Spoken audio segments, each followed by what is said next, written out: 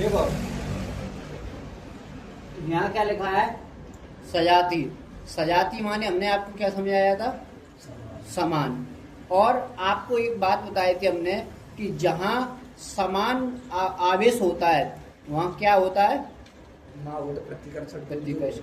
और जहाँ विपरीत होता है वहाँ क्या होता है, आकर्षण। जैसे लोहा और चुम्बक, अगर लोहा और चुम्बक अगर आमने सामने आ जाए तो लोहा और चुम्बक एक दूसरे को के चिपक जाएंगे। लेकिन जब चुम्बक को चुम्बक के सामने लाया जाए तो चुम्बक चिपकेगा क्या, नहीं चिपकेगा। तो देखो बेटा, इसका तीर का निशान किधर है,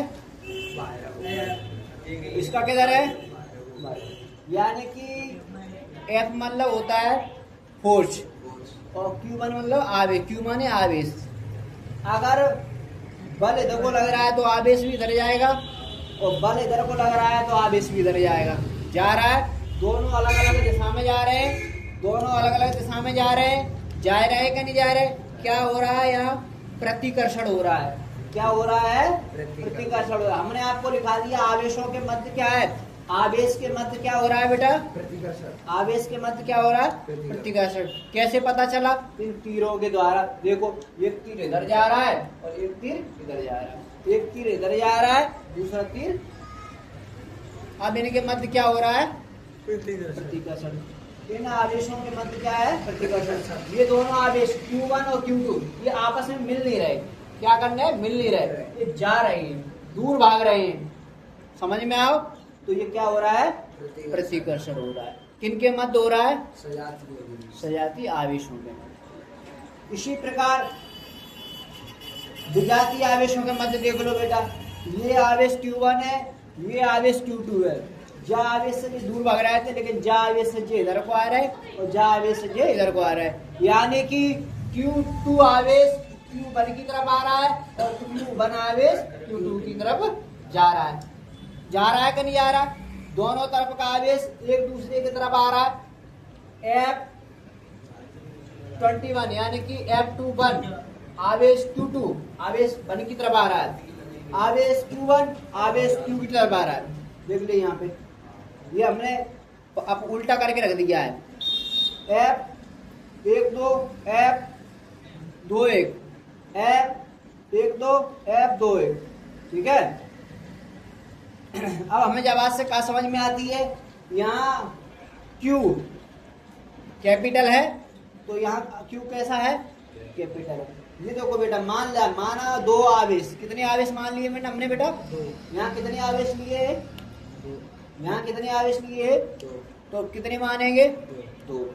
माना दो आवेश, कौन कौन से, कौन सा माना है, F12 F21, हाँ Q1 और Q1 और Q1 और कौन कौन से आवेश माने, Q1 और Q2।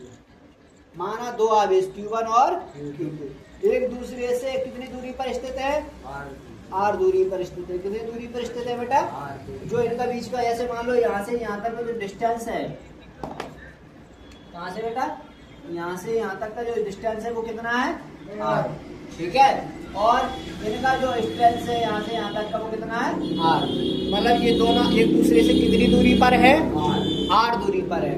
तो बेटा सुनो बेटा, अब इनके जो बताओ आप हमें, ये आवेश है, ये इधर को आ रहा है, ये कब आ रहा है, जब ये मतलब जालन से क्यों बनाया जाता है, जालन से हाथ दो, तुम्हारा हाथ इधर खिंच रहा है, और कैसे खिंच रहा है, हमारे बल से, हमारे बल से, फोर्स से। यानी कि फोर्स इधर की दिशा में लग रहा है और इस इधर की दिशा में लग रहा है। फोर्स अंदर की तरफ लग रहा है, फोर्स अंदर की तरफ लग रहा है। यहाँ फोर्स बाहर की तरफ लग रहा है और यहाँ फोर्स बाहर की तरफ लग रहा है। आपको ये बात समझ आई कि यहाँ फोर्स अंदर की तरफ लग रहा है और यहाँ फोर्स बाहर की तरफ लग रहा है। तो बेटा इन दोनों की दूरियां दूर थी, हमारे तुम्हारे बीच डिस्टेंस था, लेकिन हमने आपको बल के द्वारा अपने तरफ खींच लिया।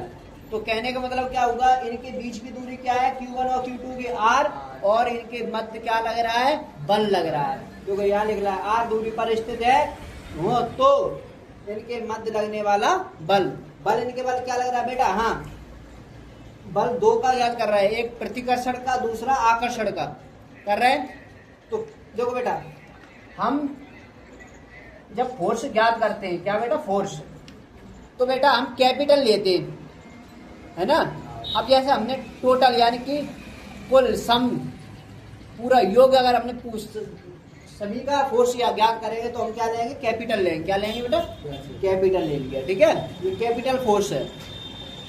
अच्छा, ये वाला और ये वाला बराबर लग रहा है, तो यहाँ क्या आएगा, समानुपाती। ये समानुपाती माने समान है, ये दोनों यहाँ से बिल्कुल समान दूरी पर स्थित है। यहाँ से जैसे मान लीजिए यहाँ से यहाँ तक की 2 मीटर दूरी है, तो यहाँ से यहाँ तक की 2 मीटर दूरी होगी, ठीक है।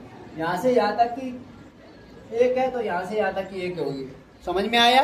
ये समान दूरी पर स्थित है। कितनी दूरी पर स्थित है, समान दूरी पर स्थित है, ठीक है। तो ठीक, पहली बात हो गई।